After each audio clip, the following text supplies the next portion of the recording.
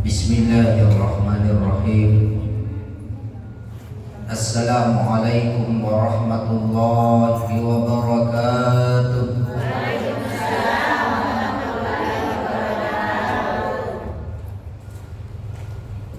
Alhamdulillah, alhamdulillahilladzi ala nikmati tatimmus shalihat. Tsumma alhamdulillah ala nikmatil iman ala kulli hal wa bi kulli hal. Asyhadu an la ilaha illallah wahdahu la syarika lah wa asyhadu anna Muhammadan abduhu wa rasuluh. Allahumma salli ala sayyidina Muhammadin wa ala alihi wa ashabihi wa qarabatihi wa ummatihi ila yaumiddin, amma ba'd. Wa qala Allah ta'ala fi kitabil karim wa huwa astaqul qailin a'udzu billahi minasy syaithanir rajim. Bismillahirrahmanirrahim. Inna lil muttaqina fi jannatin wa uyun. Wa qala aidan wa fis samai rizqukum wa ma tu'adun. Sadaqallahul azim wa ballagha rasulul karim wa nahnu insyaallah minasy syahidin wasyakirin walhamdulillahi rabbil alamin. Yang saya hormati Ibu Ketua Badan Koordinasi Majelis Taklim Kelurahan Talok, kemudian Ibu Ketua Majelis Taklim Nurul Al-Awwabin, Ibunda Qori'ah kita, kemudian seluruh yang hadir Majelis Taklim Nurul Awwabin, yang insya Allah semoga di sore hari ini Allah senantiasa melimpahkan rahmat, kemuliaan, keberkahan dalam hidup kita. Amin. Bersyukur kepada Allah Subhanahu wa taala karena pada sore hari ini Allah kembali pertemukan kita di tempat yang barakah, di tempat yang dipenuhi dengan kemuliaan, dalam rangka untuk sama-sama menimba ilmu sekaligus menjalin silaturahim di antara kita, khususnya di antara anggota majelis taklim kita yang kita cintai. Mudah-mudahan apa yang kita lakukan pada sore hari ini senantiasa menjadi jalan-jalan untuk mendapatkan rahmat dan ridha Allah Subhanahu wa taala, hingga kelak kemudian Allah berkenan mengumpulkan kita kembali di dalam majelis taman-taman surga Allah Subhanahu wa taala. Amin.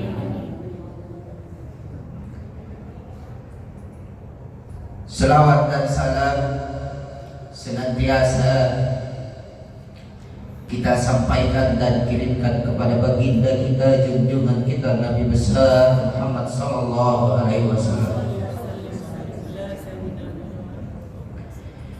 Assalamualaikum ya sayyidi ya Rasulullah. Assalamualaikum ya Nabi Allah. Assalamualaikum ya Habibullah sallallahu alaihi wasallam.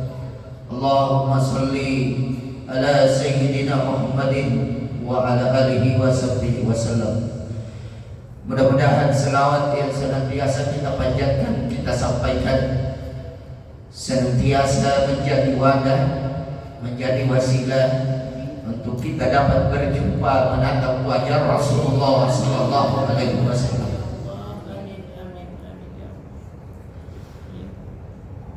Kita mungkin umatnya Rasulullah yang tidak pernah kita lihat, yang tidak pernah kita berjumpa, tapi ada berita gembira dari Rasulullah sallallahu alaihi wasallam dalam sebuah hadisnya, di mana Rasulullah sedang duduk-duduk bersama dengan para sahabat, lalu beliau berkata, ana uridu ikhwanik, saya rindu kepada saudaraku. Lalu para sahabat bertanya, ya Rasulullah, nahnu ikhwanik, kami ini adalah saudaramu ya Rasulullah. Namun apa jawaban Rasulullah sallallahu alaihi wasallam? La, bal antum ashabi, engkau bukan saudaraku, melainkan engkau adalah sahabat saya.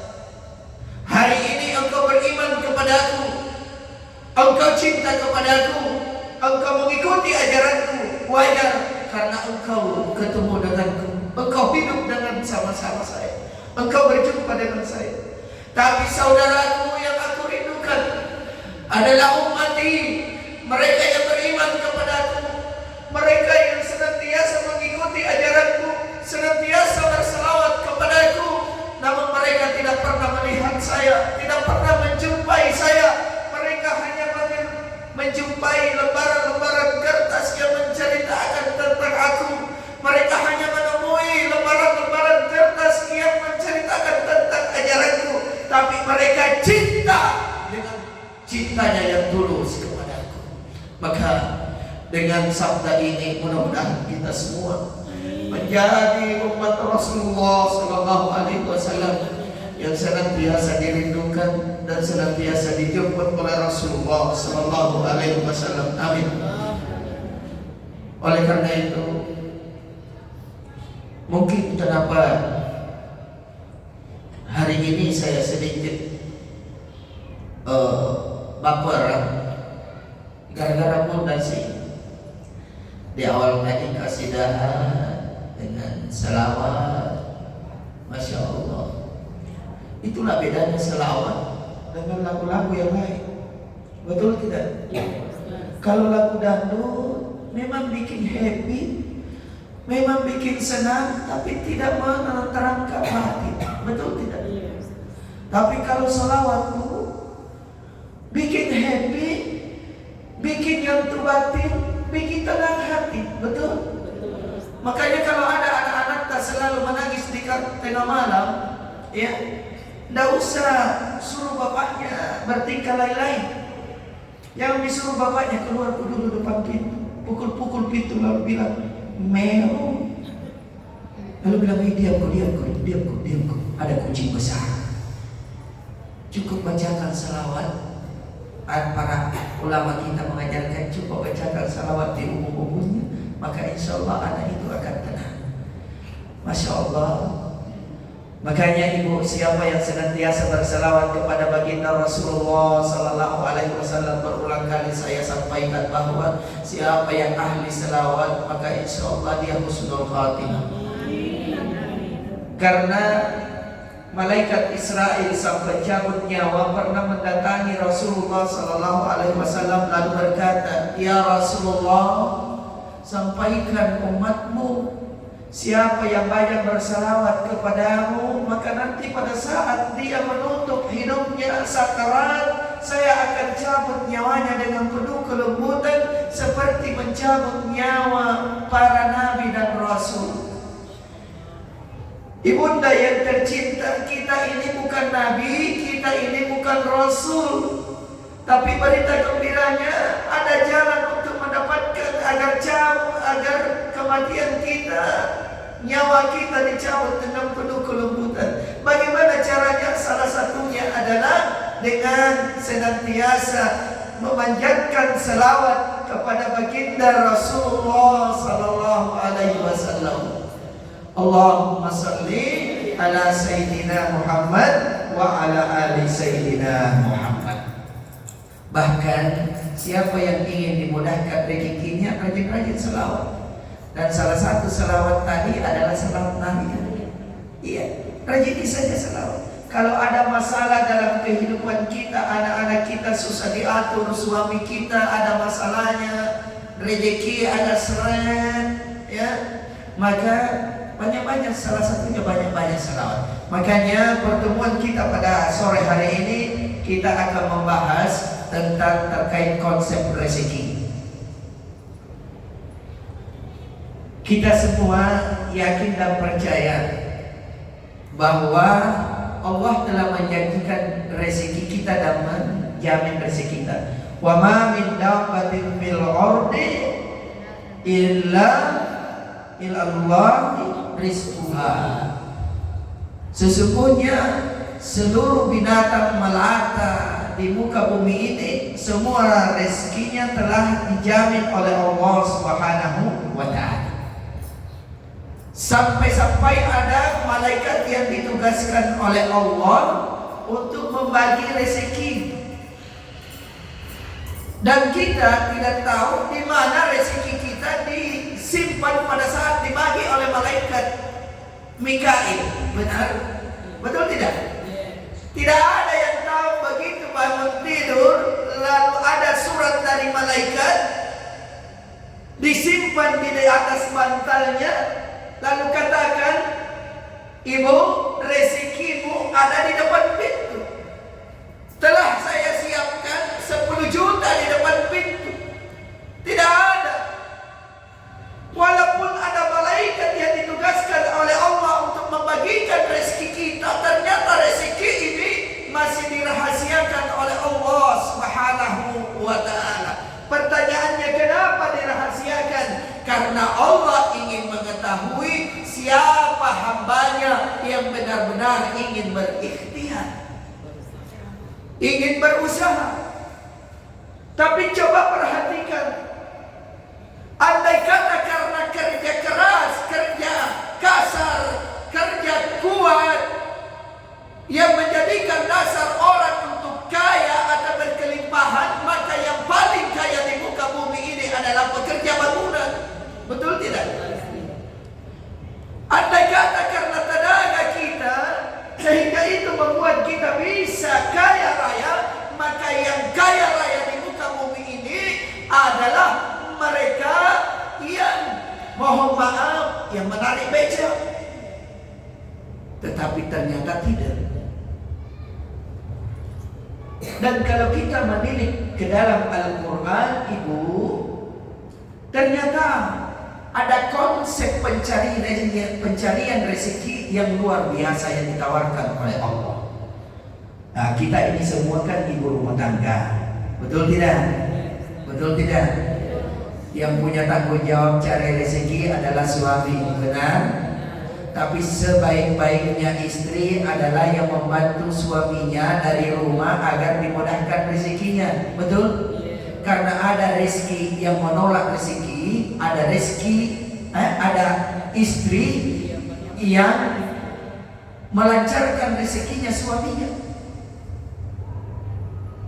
Siapa istri, Ustaz, yang bisa menolak rezeki suaminya? Adalah mereka istri yang durhaka kepada suami.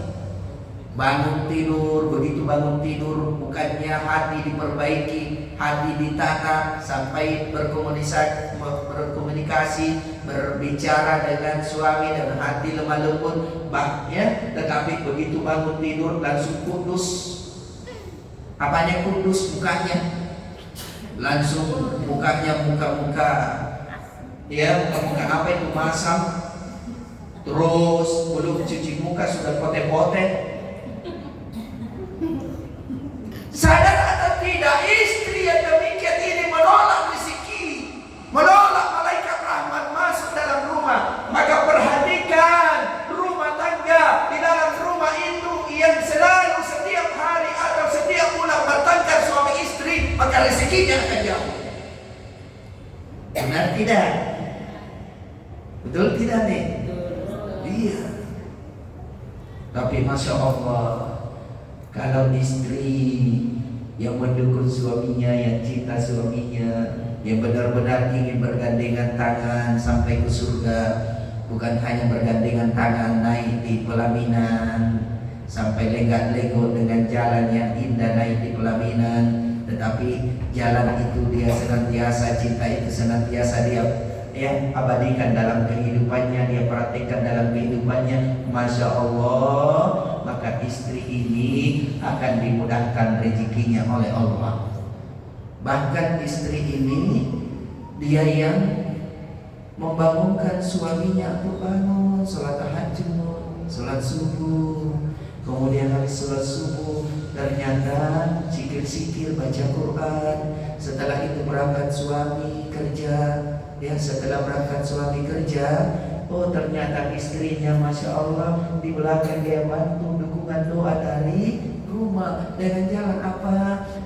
Setelah dia lakukan pekerjaan rumah tangganya, sudah mencuci, sudah memasak, sudah bersihkan rumah, sudah antar anak sekolah, tiba di rumah ternyata Masya Allah dia ambil air wudhu, lalu dia ambil air wudhu, lalu dia sholat duha 2 rakaat. Setelah itu lanjut ngaji-ngaji, apalagi dia lanjut berselawat.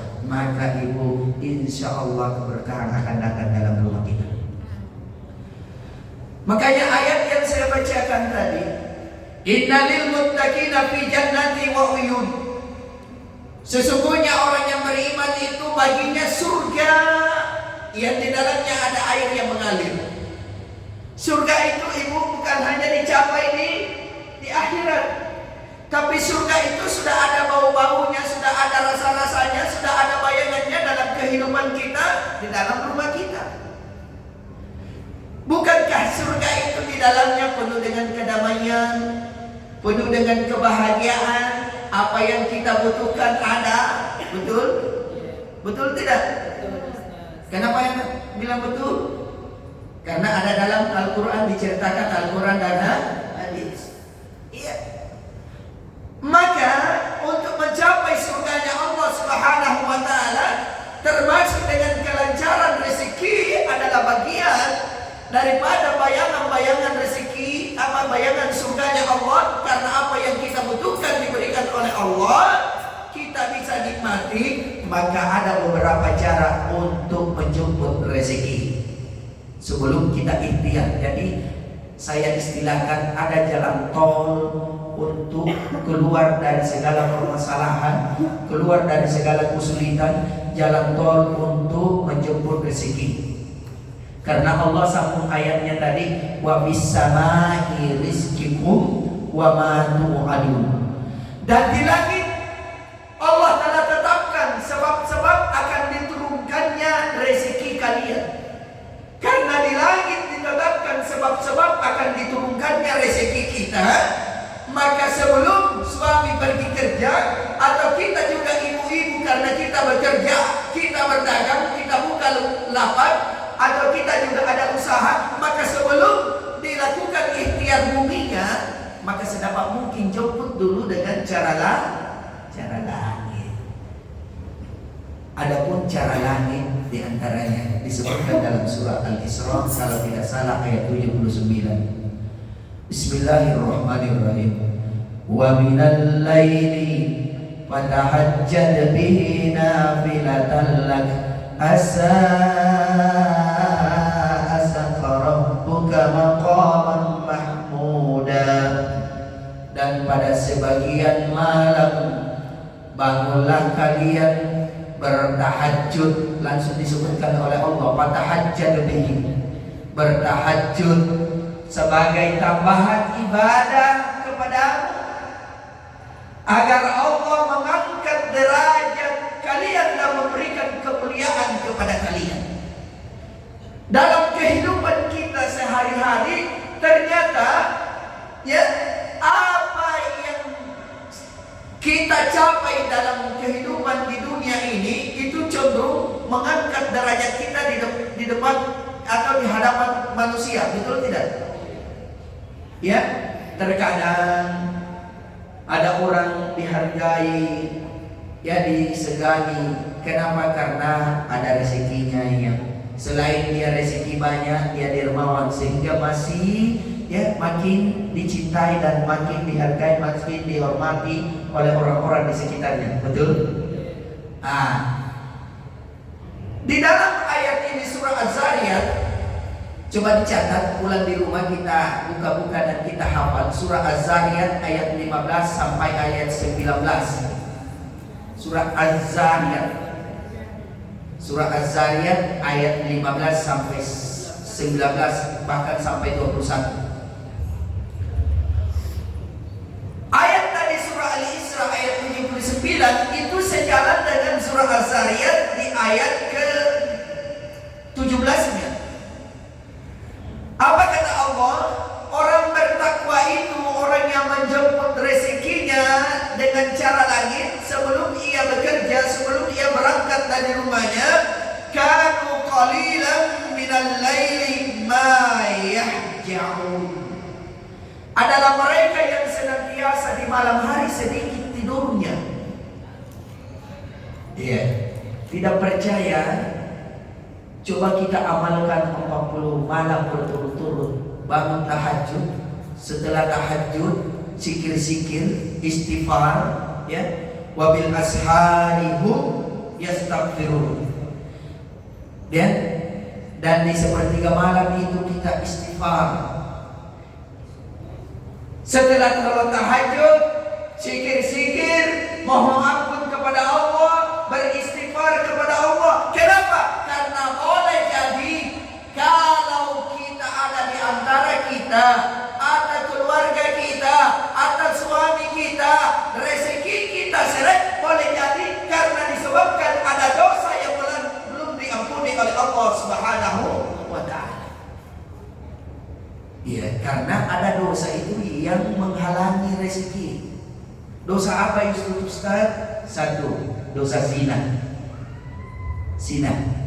Dosa apa lagi Ustaz menghalangi rezeki? Ghibah. Ya, mohon maaf ya. Ibu dek, mohon maaf. Ghibah dan ghibah. Ghibah itu adalah 5 dosa besar. Setelah mensyirikatkan Allah, dosa kepada kedua orang tua, dosa meninggalkan sholat, juga ghibah adalah bagian dosa besar. Karena dosa besar itu menghalangi rezeki. Apalagi Ustaz, dosa kepada kedua orang tua menghalangi rezeki. Maka bangun di tengah malam, beristighfar kepada Allah. Astaghfirullahaladzim wa atubu ilaih. Ya, mohon ampun kepada Allah. Ya Allah, banyak dosa-dosaku ya Allah. Kalau ada dosaku, ada dosanya suamiku, mohon ampun ya Allah. Ada dosa-dosaku yang disebabkan oleh lisanku, disebabkan oleh mataku, disebabkan oleh tangan dan kakiku, mohon ampun ya Allah. Ampuni kami ya Allah. Maka apa yang terjadi? Insya Allah malaikat akan datang menemui kita. Malaikat akan datang mendoakan kita. Jadi satu jalan tol untuk menjemput rezeki. Yang pertama adalah tahajud. Biasakan ibu, kalau perlu paksakan. Kenapa? Karena tahajud ini luar biasa, banyak sekali manfaatnya. Bahkan kalau ada orang yang sakit, ya coba tahajud. Ya, misalnya ada sakit yang misalnya gula, ya. Kalau orang gula kan bisa dibangun. Ya, coba bangun tahajud, beristighfar, mohon ampun kepada Allah, maka insya Allah luar biasa. Ya, Allah akan berikan kesembuhan. Kenapa? Ternyata ibu, semua ibadah yang diperintahkan oleh Allah itu cenderung membuat hati dan pikiran kita tenang. Betul apa betul nih? Betul kan? Begitu kita habis sholat pasti tenang perasaan. Habis ngaji tenang perasaan. Bahkan habis sedekah puas hati kita, tenang perasaan. Betul? Ternyata kenapa? Karena hormon di dalam tubuh kita ada namanya hormon kebahagiaan. Dalam istilah kesehatannya namanya hormon serotonin. Ya, hormon ini kapan diproduksi? Pada saat ketika pikiran kita tenang. Dan ternyata dalam sholat hormon ini dikucurkan pada saat kita sujud. Ya. Makanya para dokter menganjurkan kita agar sujudnya lama-lama. Supaya apa? Darah itu mengalir ke dalam otak. Ketika darah mengalir ke dalam otak lancar, maka ada otak kecil menghasilkan hormon. Ya, namanya hipotalamus. Hipotalamus ini yang menghasilkan hormon, sehingga hormon kebahagiaan itu diproduksi, sehingga mengalir ke dalam tubuh, maka rileks orang. Lancar darah mengalir, membuat darah tidak kental. Tapi kalau darah kental disebabkan oleh hormon juga. Hormon apa itu? Namanya hormon kortisol. Hormon ini membuat darah kental, sehingga gula darah dalam darah meningkat, kolesterol dalam darah meningkat, asam urat dalam darah meningkat. Karena kental darah, makanya mudah dikeram-keram. Betul? Ya, tentara itu yang biasa keram-keram. Duduknya sadar-sadar. Betul tak? Betul tak? Betul. Iya, tidak usah karena saya juga rasakan gini-gini gemur kubu. Saya sudah ada indikasi asam urat. Iya. Kenapa? Karena pola hidup. Yes, tapi setelah saya rubah pola hidup, alhamdulillah tidak pernah beli obat asam urat. Iya. Dulu waktu saya belum ada anakku, baru hamil pertama suamiku, baru sekitar suamiku, istriku. Baru 2 tahun setelah menikah, 1 tahun setelah menikah itu pernah saya asam urat bengkak kaki itu setelah periksa karena kebetulan istriku adalah perawat. Ada alatnya, dia periksa, ternyata asam uratku 9. Tinggi sekali. Masih muda loh, 17 tahun. Iya. Tinggi sekali. Saya bilang, oh bahaya ini. Ternyata apa yang menyebabkan demikian? Karena kebiasaan tidur setelah sholat subuh dan tidur di sore hari. Itu yang saya lakukan waktu pengantin baru. Habis sholat subuh tidur bobo-bobo, akhirnya sampai jam 8. Ternyata itu yang menyebabkan cepat naik asam urat. Maka pantas kenapa Rasulullah melarang kita tidur di 2 waktu, yaitu setelah sholat subuh dan sesudah sholat asar. Ternyata siapa yang senantiasa tidur di saat ini itu mudah ternyata penyakit himar. Himar itu adalah penyakit tekanan darah tinggi dan stroke, himar. Maka alhamdulillah dengan adanya kegiatan majelis taklim ini, maka kita hindari tidur sore, betul tidak? Iya, tapi sudah kita tidur siang kan? Iya, saya tidak tidur siang kan? Alhamdulillah, itu satu. Bahkan ibu ahli tahajud ini luar biasa. Luar biasa, surga jaminannya.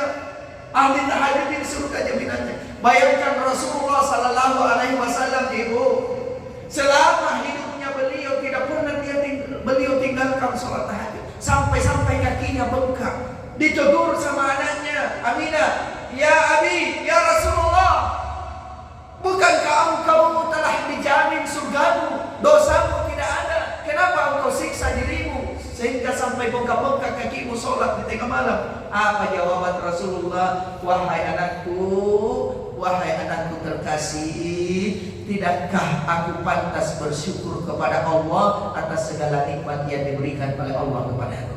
Masya Allah. Iya, Nabi sudah dijamin surga, dimaksudkan oleh Allah, tidak ada dosanya. Kita bukan Nabi, dosa, ya. Dosa kayak saya lebih banyak dosaku daripada amalku, betul? Surga tidak ada jaminan, neraka boleh iya. Lalu apa yang membuat kita enggan bangun di tengah malam?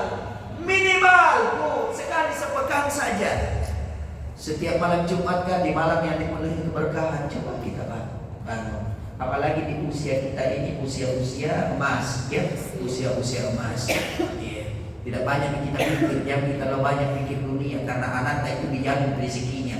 Ya, ibu cukup perbanyak doa untuk anak, agar anak kita sukses. Ibu bukan tugasnya mencarikan rezeki anak. Ibu hanya tugasnya mendidik anak dan mendoakan anak. Kenapa? Doanya seorang ibu akan dikabulkan oleh Allah tanpa hijab oleh Allah. Maka cukup kita angkat tangan banyak-banyak di tengah hari, di tengah malam, sepertiga malam. Akhirnya apa yang terjadi? Allah bukakan pintu-pintu rezeki anak-anak. Betul? Ya, itu satu. Yang kedua, Ustaz, setelah sholat tahajud apa lagi? Ya, istighfar. Jangan tidur lagi. Setelah istighfar, apa lagi? Tadabbur Al-Quran. Banyak mengaji. Karena membaca Al-Quran itu menurunkan rahmat dan mendatangkan rahmat. Karena Al-Quran diturunkan memang untuk rahmat bagi kita. Wa nunazzilul Quran ma huwa shifaa'un wa rahmatan lil mu'minin. Ya, aku turunkan Al-Quran untuk menjadi obat dan rahmat bagi orang-orang yang beriman. Jadi habis tahajud, istighfar sambil menunggu subuh, maka kita baca Al-Quran. Setelah itu salawat masjid di subuh hari, maka berjalanlah kita ke masjid sholat berjamaah. Ustaz, saya kan perempuan, tidak bisa saya sholat berjamaah di masjid karena seabdal-abdalnya perempuan sholatnya di rumah. Betul. Tapi kalau rumah dekatnya di masjid, kenapa tidak berjalan ke masjid? Betul tidak? Banyak orang mau agar ada masjid di dekat rumahnya, tapi jauh sampai dia berjalan. Masjid kita dekat rumah, insya Allah tidak ada diculik ibu. Betul tidak? Nabi bersabda, seabdal-abdalnya sholatnya perempuan itu di rumah. Itu kondisional. Kenapa dulu hutan? Dulu hutan pada pasir, jauh. Kemudian banyak orang jahiliyah, banyak pemabok, ya, sehingga bisa ada culiki. Betul tidak? Iya, kalau sekarang kan tidak ada. Lampu jalan ada di mana-mana, bahkan anak muda kita begadang di lorong, betul? Kenapa tidak berjalan ke masjid? Berjamaah. Karena kalau kita berjalan ke masjid, apa kata Rasulullah? Langkah kaki kanan kita mengangkat derajat kita, langkah kaki kiri kita menghapus dosa-dosa kita. Tadi pagi sampai malam ada dosa yang kita dapat, ada dosa yang disebabkan oleh mata, karena ada yang kita lihat, begitu dilihat lewat, umbul-umbul lewat. Itu sana itu umbul-umbul. Kenapa itu? Warna biru kerudungnya, warna putih bajunya, warna merah roknya, Belanda. Pergi ke pesta, ada dosa yang disebabkan oleh mulut. Kenapa? Dicoba makanannya, ternyata asin. Dicalami basnya, nayari bas tadi, nayari basnya. Betul tidak? Dicoba cucur bayau, ternyata ya, tidak seimbang gula dengan bayaunya. Akhirnya dicalam sini. Dicoba tumpak laranya, ternyata kukmil. Dicalam sini. Betul? Dosa-dosa kecil loh itu. Tapi kalau kita berjalan ke masjid, menghapus satu langkah kiri menghapus. Nah, berapa langkah tak? Berapa kali kita dapat dosa kecil dalam sehari misalnya? Bikin nyori, pesta, ada satu dosa kecil. Begitu melangkah ke masjid, terhapus. Pergi di pasar, beli gangan. Begitu tiba di pasar, ada lagi ditemani ketemu, ada lagi dosa kecil disebabkan oleh mata atau mulut. Melangkah ke masjid terhapus. Masya Allah. Tiba dia. Makanya disebutkan dalam Al-Quran, di dalam surah Fatir ayat 29, Bunda, ada 3 golongan manusia yang hidupnya akan diliputi rahmat dan keberuntungan dari Allah. Siapa itu? Innal ladzina yatluna kitaballah wa aqamus shalah wa anfaqu mimma razaqnahum sirran wa alaniyah. Orang yang senantiasa baca Quran, kita sudah tahajud, istighfar, baca Quran, insyaallah bagian dari ayat itu kita menjadi ahli Quran. Kemudian wa aqamus shalah di sini bukan salat di rumah, tapi dimaksud ayat ini adalah yang berjamaah di masjid. Sehingga orang yang demikian akan diliputi rahmat oleh Allah Subhanahu wa Ta'ala. Maka perhatikan, orang yang jaga sholat berjamaahnya itu hidupnya tenang, penuh kebahagiaan. Betul tidak? Saking tenangnya lupa bayar utang.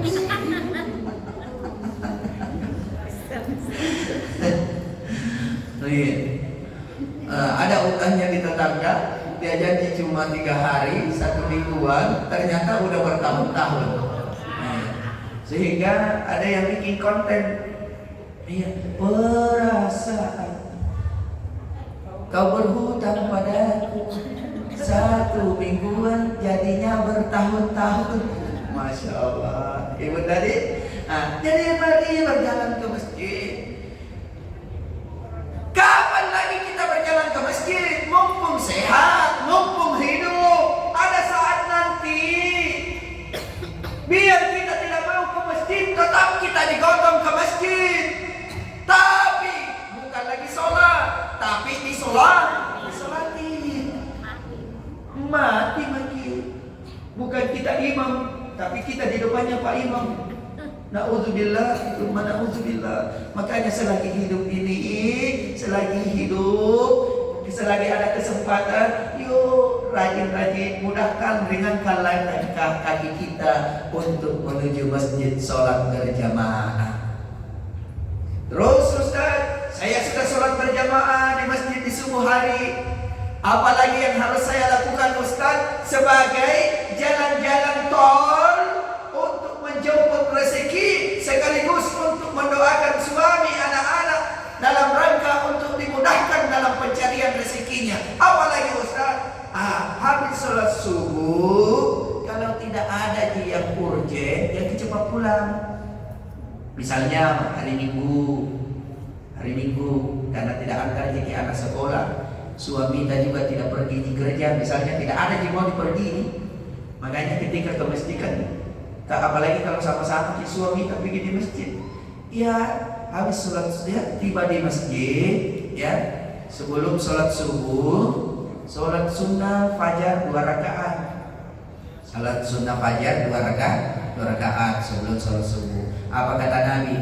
Siapa yang sholat sunnah fajar 2 rakaat sebelum sholat subuh, maka Allah akan berikan dia dunia beserta isinya. Allah yang kasih ki, mudahkan ki dunia tak beserta dengan isinya. Nah, apa yang dicari suami kita? Pergi pagi pulang petang, pergi pagi pulang malam. Apa yang kita cari Bu? Pergi ke kantor, pergi di pasar jualan. Apa yang kita carikan dunia, betul tidak? Nah, kenapa kita tidak usah ikhtiar dulu dengan cara lain? Nah, jadi sholat sunnah doa fajar sebelum subuh, setelah itu sholat subuh berjamaah. Setelah sholat subuh berjamaah, ya langsung pulang, duduk lagi, ya sikir-sikir. Ada sikir yang diajarkan Rasul. Kata Rasul, ya siapa yang diamalkan sikir ini, kalau dia ada utang, maka insya Allah akan dipercepat, dimudahkan lunasi hutangnya. Amin. Ya, yang bilang amin ada utang. Ibu, utang bukan masalah utang, maksudnya akan dimudahkan. Apa itu Ustaz? Subhanallahi wa bihamdi, subhanallahil azim, astaghfirullah. Subhanallahi wa bihamdi, subhanallahil azim, astaghfirullah. Siapa yang amalkan ini, baca 100 kali sesudah sholat subuh, maka Allah akan memberikan dia jalan keluar dari segala kesulitannya. Bahkan Allah mudahkan rezekinya. Karena Nabi bilang itu pahalanya, itu berkahnya jauh lebih besar daripada bukit Uhud. Masya Allah. Jadi habis sholat subuh, ya bila subuh ke kita, duduk-duduk pagi dulu, zikir-zikir, subhanallahi wa bihamdi, subhanallahil azim, astaghfirullah. Masya Allah, itu timbangan pahalanya Ibu, itu jauh lebih berat daripada gunung Uhud. Dan ada kisah, boleh jadi ya amalan sholat kita tidak diterima oleh Allah, tapi zikir kita ini begitu ditimbang di mizan di yaumil hisab, ternyata timbangannya itu yang memberatkan timbangan amal kita sehingga kita bisa masuk surga. Masya Allah, ringan di mulut, mudah dilakukan, betul tidak? Nah, makanya dibiasakan. Ustaz, setelah sikir tunggu syuruk. Sebelum pulang di rumah, syuruk itu menjalan-jalan. Kalau sekarang kan cepat salat subuh, betul tidak? Jadi lewat 5:30 sudah syuruk karena terang nih. Iya, belum di jam 6 sudah terang di luar. Syuruk tunggu 5:30. Sudah itu sholat sunnah. Sholat sunnah syuruk 2 rakaat. Siapa yang sholat sunnah syuruk 2 rakaat, maka dia dapat pahala haji dan umroh. Ibu, haji susah toh? Susah banget sekarang haji. Kalau kita daftar manual regional, itu puluhan tahun, bisa sampai 20 tahun, bahkan antrian di salah satu kabupaten di Sulawesi Selatan ini sampai 60 tahun. Tidak bisa kita pergi haji. Kemudian kalau haji kan hanya untuk orang kaya yang mampu, betul?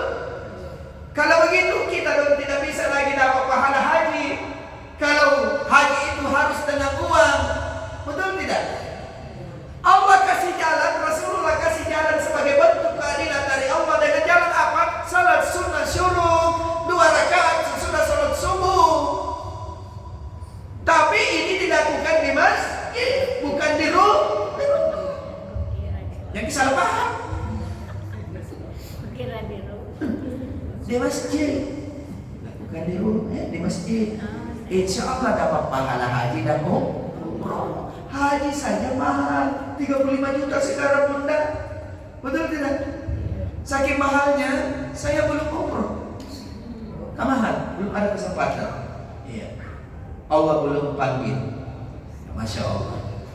Tapi Masya Allah, pahala umroh itu bisa kita capai, pahala haji itu bisa kita capai hanya dengan melangkahkan kaki kita ke masjid di subuh hari, tunggu sampai suruh, lalu sholat sunnah 2 rakaat. Maka sudah berapa jalan-jalan tol untuk menjemput rezeki? 1 tahajud, 2 istighfar, ya, 3 tadabbur Quran, 3 ya, 4 sholat sunnah fajar 2 rakaat sebelum subuh, kemudian sholat berjamaah, kemudian sholat syuruk. Sudah itu habis sholat syuruk pulang lagi di rumah. Bikin kami kopi suamita, bikin kami teh suamita, bikin kami susu suamita, anak-anak layani ya, bikinkan sarapan. Ya, jadi karena tidak ada suamita ikut ini pengajian, beritahu ya bahwa begini bla bla bla bla, agar apa? Begitu habis sholat subuh dia tinggal di masjid, sikir sampai nantikan suruh. Setelah itu baru dia pulang. Karena jangan sampai hanya karena mereka tidak tahu, belum paham, sehingga habis sholat subuh langsung pulang. Apa pula anda lakukan? Ajak Pak kita. Masya Allah. Ya.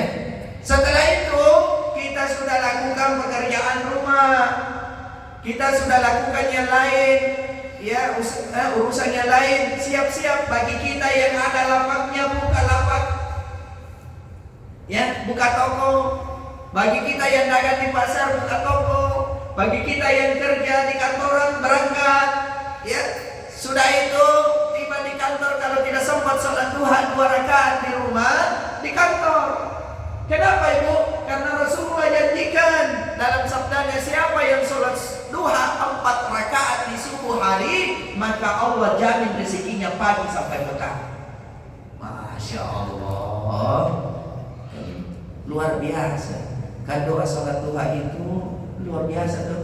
Allahumma inna duha'uka wa baha'uka wa jamala jamaluka wa quwwata quwwatuka wal qudrata qudratuka wal ismatuka. Allahumma in kana rizqi fis samai fa anzilhu wa in kana fil ardi fa akhrijhu wa in kana haraman fatahhirhu wa in kana qalilan fakasirhu wa in kana ba'idan fakarribhu bihaqqi duhaika wa bahaika wa jamalika wa quwwatika wa qudratika atini ma ataita ibadakas sholihin. Ya Allah, kalau rezekiku dan rezekinya suamiku, rezekinya anak-anakku masih di atas langit, turunkan ya Allah. Kalau masih ada di dalam perut bumi, masih tersembunyi ya Allah, keluarkan ya Allah. Kalau masih jauh ya Allah, dekatkan ya Allah. Kalau kotor, bersihkan ya Allah. Kalau sedikit, banyakkan ya Allah. Luar biasa, Masya Allah. Kan kita tidak tahu, sekali lagi malaikat, kita tidak tahu malaikat dia simpan di mana itu rezeki.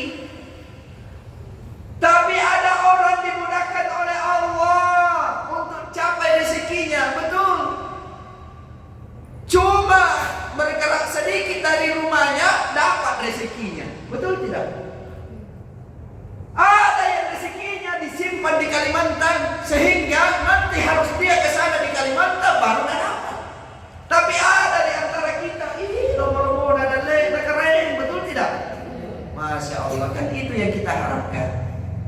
Betul? Makanya istri saya itu larang saya jauh-jauh. Waktu bulan Ramadan kemarin ada yang tawari dari Sorong untuk ceramah 1 bulan full di Sorong dengan kontrak 55 juta. Begitu saya kasih tahu istriku, rupanya istriku ini